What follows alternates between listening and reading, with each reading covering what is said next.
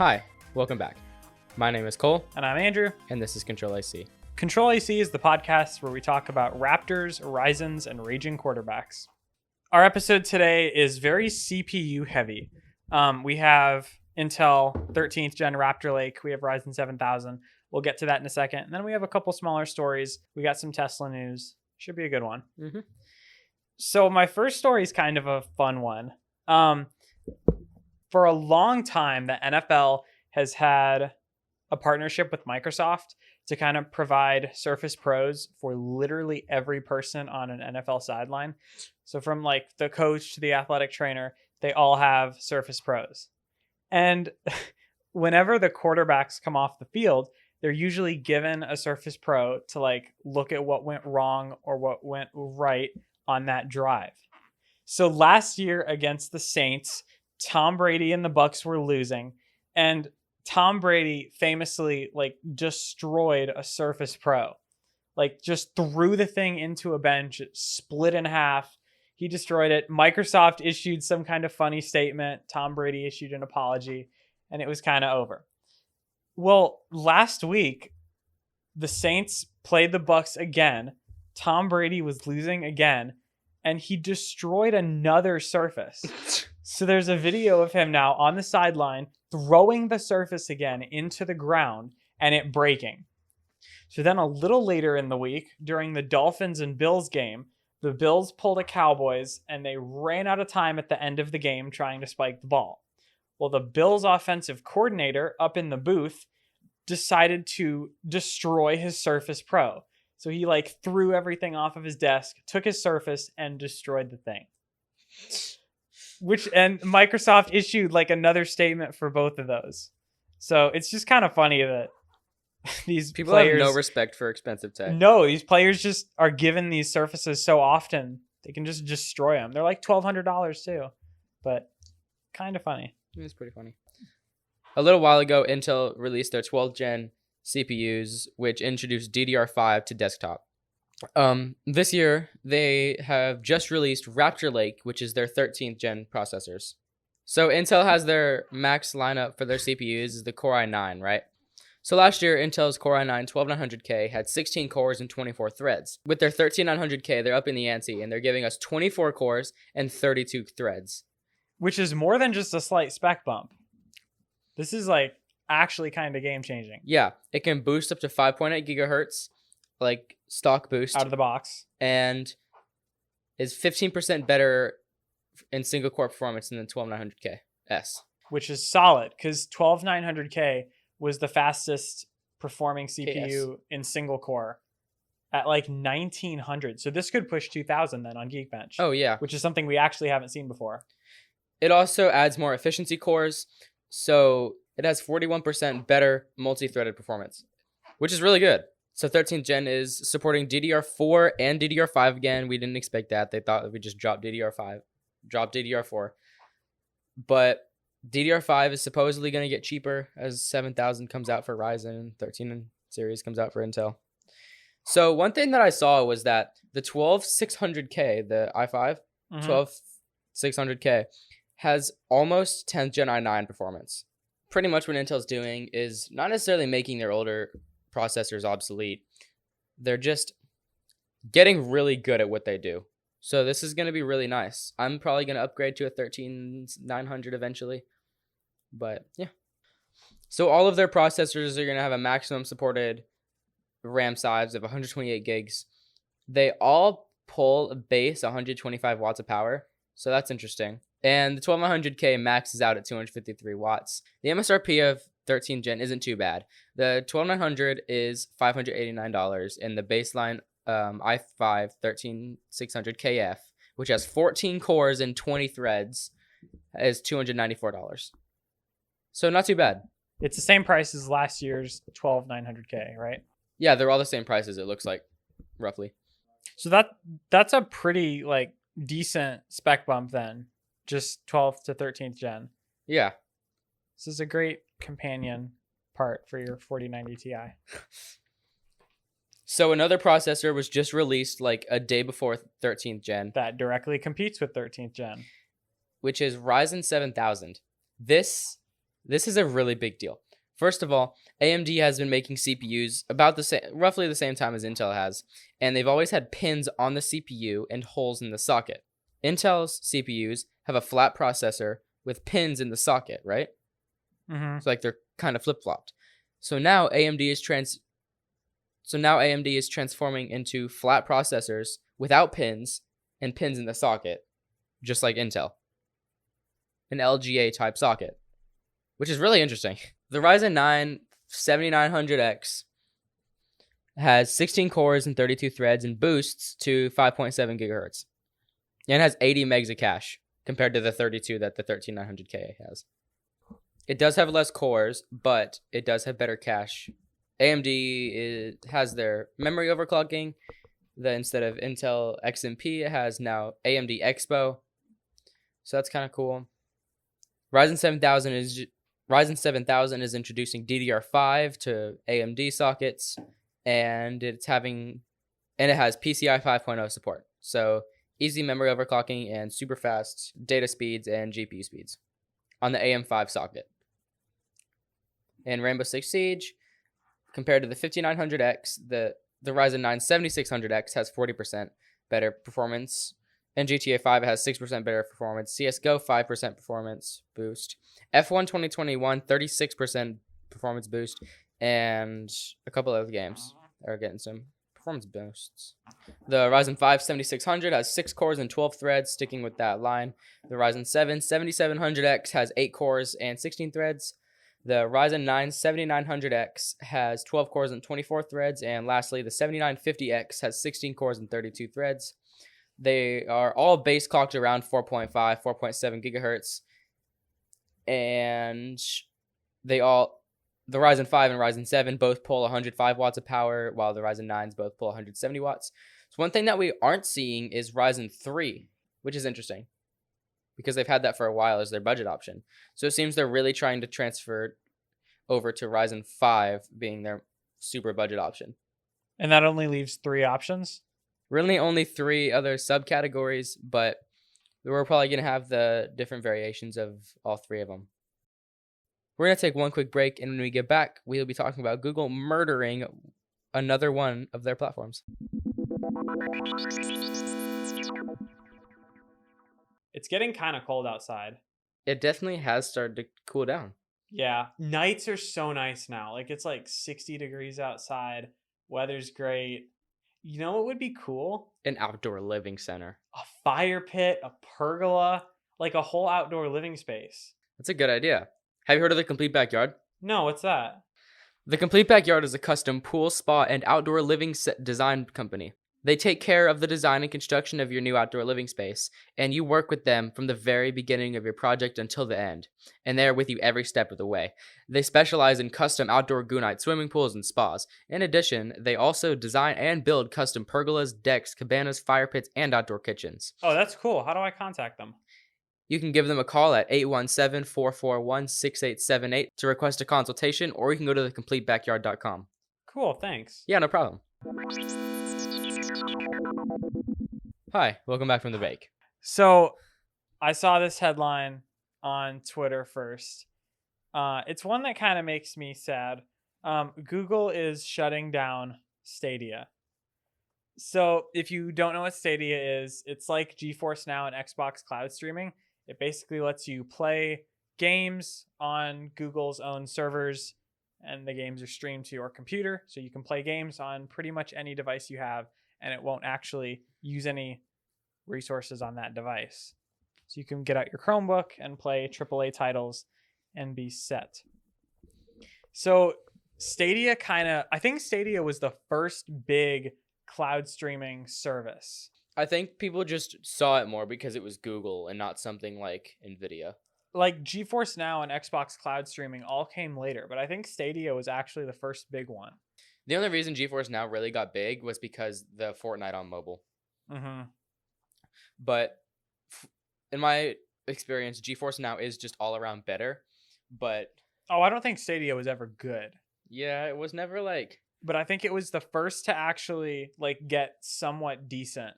I played like one game of Destiny 2 on Stadia. and it's not as good as GeForce Now. Oh yeah, no, GeForce Now is really well optimized. But Stadia is gone. I don't blame Google. They're refunding every single Stadia controller purchase, every game purchase, every DLC purchase. That's That's a lot of money. I feel like they would just have been better off to just keep it. Probably they're losing a lot of money on this. But Well, I mean, it's Stadia, not really, but well, like all for those controllers, like it's still millions of the dollars. dozens of people that use Stadia. All of the 10 people who bought the Stadia controller will get their money back. I guess everyone's just turning to like GeForce Now and Xbox Cloud streaming then. Yeah, really, it's just because they're just better. Mm-hmm. They're better, and people know that they work. I've used GeForce Now since like 6th grade. Yeah, it's really good. Mm-hmm. Do you think that like cloud streaming will actually replace like local gaming? Honestly, no. I don't think anything can ever actually replace hardware gaming because I know I don't know millions of people, but there are millions of people out there who love to spend money on stuff like my computer that's sitting right next to me. And people actually like to see what a system looks like. And honestly, cloud streaming would just take the fun out of gaming because the only reason I game anymore is because I have the system that I do. And I put so much time, love, and effort into my child that it is. And it's taken me a long time to get it to a point, but I'm finally satisfied. I think the broader gaming community will just choose cloud gaming for the convenience factor alone. Like the example I hear all the time is that one day you'll have a streaming service app on your Roku, your Apple TV, your Chromecast, and you can just go to your hotel room, plug in your streaming box, and then just play AAA titles at a high resolution and high frame rate on your hotel TV. The only thing that's limiting cloud gaming from being the monster that it could be is Wi-Fi bandwidth. Is broadband infrastructure. Yeah, which we don't have yet to make cloud gaming big. That's the only reason why it doesn't replace gaming, honestly. But I think as the like broadband infrastructure in America gets better and more people have access to really high speed internet, I think eventually cloud gaming subscriptions will just completely take over Xbox and PlayStation sales and then take a huge chunk out of the PC market. I think you'll always have that group of people who prefer to have the PC like in the future, but I think a lot of like casual gamers will switch to cloud gaming. Do you think the Xbox Series X and PlayStation 5 will be the last physical Xbox and PlayStation consoles? With discs? No, like last physical consoles. Absolutely not. Before they switch to, if not, how many more do you think there'll be? Because Xbox has cloud streaming, which is fine. I've used that a couple times. PlayStation doesn't really have much. Steam has game streaming, but that's Steam really has bad. It, but I think eventually Xbox already has plans for a streaming app on smart TVs that just streams your games. So I think their obvious goal is to pull away from physical consoles. We just don't have a time frame yet. So do you think like 10 years? Is that fair? Honestly, I give it 2 more generations of consoles, maybe 3. We have to see a leap in Wi-Fi speeds. Mm-hmm. Like, until Wi-Fi gets insanely good, like, bad would be considered 1,000 megabits down. Yeah. Like, until that's bad, we're not going to see cloud gaming as a main source of revenue for any company right now. I wonder if 6G could play a role in this. Honestly, probably, but we're still years away from that. But you know, 6G is actually in development. I saw a headline like 6 months ago. It said that the 5G rollout is complete and 6G production is starting. I saw something when 5G started rolling out. It took them way longer than people thought. So like it was like 6G is going to be released before 5G is. Honestly, probably. But yeah, it sucks to see yet another one of Google's categories go, but it's Google. They kill so many things. It's like a yearly thing now. They killed Google Meets and Google Duos last year and shoved it into one. Remember Google Plus? I think the last time I thought about Google Plus, dude, was 5th grade. I miss that. Do you remember Google Music and how good it was? No. Google Music was like one of the best music players, and it was free. And now it's just YouTube Music. Yeah, which isn't as good as really anything. But Google Books, the Google App Store instead of Google Play Store. I remember that. Or it was Google Marketplace. I remember that actually. A long time That was ago. a long time ago. I remember Google Plus though. That was a good one. I remember it always being blocked on my school Chromebook. So this is a kind of funny, interesting story. It's kind of short, but Elon Musk tweeted. He tweeted something. So yesterday on Thursday the 29th, Elon tweeted, Cybertruck will be waterproof enough to serve briefly as a boat so it can cross rivers, lakes, and even seas that aren't too choppy. Here's the thing. He said what? At this point, like, why not? Like, it's taken so long to get this truck on the market. Like, why not make it a boat too?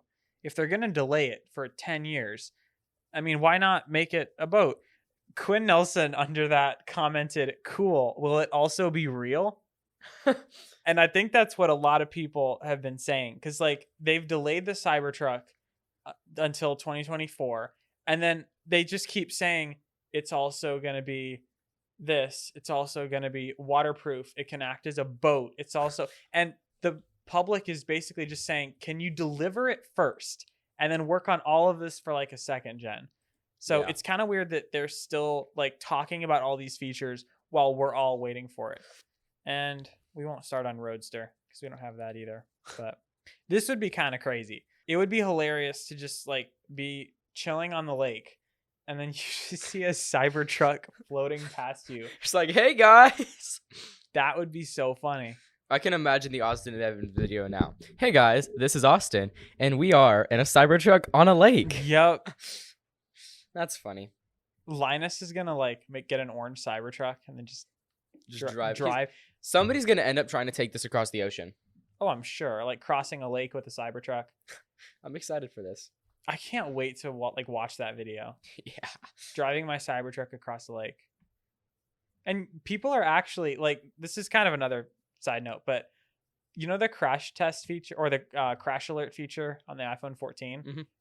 People have already tested that. Yeah. Sam Cole and Luke Miani actually have a video where they, like, wreck cars with an iPhone 14 in them and see if it does the crash test thing. That's interesting. And then Joanna Stern from the Wall Street Journal said that the Apple Watch crash alert does not actually work really well because the Wall Street Journal was able to crash several cars. And they determined that it works, like, some of the time. That's slightly concerning. So, like, if you're planning on getting in a car accident, don't heavily rely on the watch. I think we need to try this. Not the car crash. This is the Cybertruck thing. I think we need to try driving across a lake in a Cybertruck. Honestly, I feel like I know somebody who would. My dad has worked with so many people over the years. I feel like he's just gonna have people. I feel like somebody he knows is gonna end up buying it. And honestly, if they do, I would not. Like, I wouldn't hesitate to reach out and ask if we could do a review of it. We know a couple people with a boat. I'm gonna try and convince them to just, like, get rid of the boat and get a Cybertruck instead. That'd be funny. I'm sure this doesn't actually work well though. There's no way it works well enough to like it sounds like he said it's waterproof enough to serve briefly as a boat. So I don't think you can, like, submerge the whole thing in water and just kind of, like, sail down a lake, but so it'd be more for stuff like getting across a river or something. I guess. And you don't have any sort of motor. It's, like, just the tires spinning. So it's not going to be fast either. So, like, it's literally just to float. But if it floats, you can just put a motor on the back. I can already see some of these videos coming out. The Cybertruck review turning cycle, my Cybertruck into a boat, taking it across the ocean. Yeah, the Cybertruck review cycle is going to be amazing. Like, once reviewers get their hands on this, we're going to see if it's bulletproof. We're going to see if it can float. We're going to see what happens when you run this thing into other cars. Like, I cannot wait for Cybertruck reviews to come out. And if they don't, we'll end up buying one and try doing them for us. Maybe. So, guys, buy our Patreon. And then actually under that tweet, Elon commented on his own tweet and said, needs to be able to get from Starbase to South Padre Island, which requires crossing the channel.